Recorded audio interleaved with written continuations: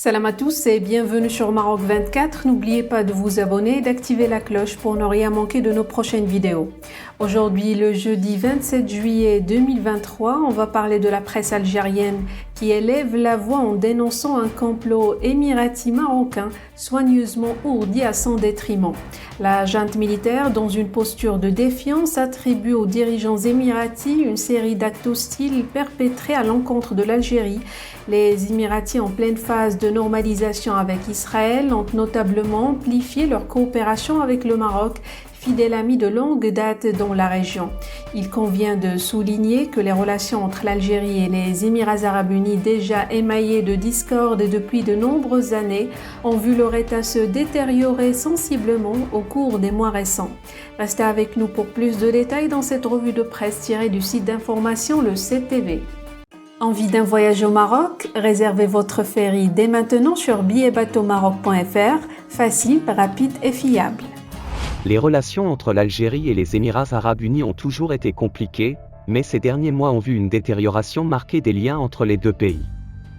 Les désaccords, manifestes et subtils, se multiplient et alimentent un climat de méfiance grandissant. Selon la junte militaire au pouvoir à Alger, les dirigeants émiratis, engagés dans une démarche de normalisation avec Israël et en quête de leadership dans le monde arabe et musulman face à leurs rivales saoudiens, ont multiplié les actions hostiles envers l'Algérie, tout en renforçant leur coopération avec le Maroc, leur allié de longue date dans la région. Ainsi, pour les généraux de pacotille d'Alger, les tensions se sont intensifiées avec le soutien militaire apporté par les Émirats arabes unis au Maroc dans le conflit autour du Sahara marocain. Pour la junte militaire, les Émirats ont fourni récemment un système de surveillance au Maroc, avec l'Algérie pour cible prioritaire. Sans oublier qu'Alger trouve Abu Dhabi, exerce une pression considérable sur la Mauritanie pour qu'elle reconnaisse Israël. Le ministre de la Défense mauritanien a récemment effectué un voyage en Israël en transitant par Dubaï, ce qui témoigne de l'influence grandissante des Émirats arabes unis dans la région. Outre leur alliance avec Israël, les Émirats arabes unis cherchent à étendre leur présence en Afrique, notamment au Maghreb et au Sahel, pour renforcer leur influence politique et économique.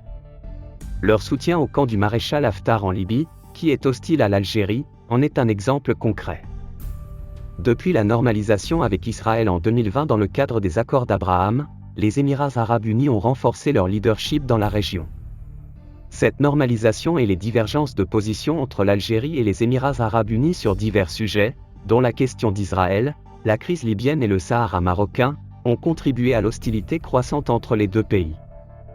Pour les militaires algériens, depuis la chute de Mouammar Kadhafi en 2011, les Émirats arabes unis fournissent des sommes considérables pour soutenir le maréchal Haftar et ses troupes, créant ainsi une déstabilisation dans la région du Maghreb.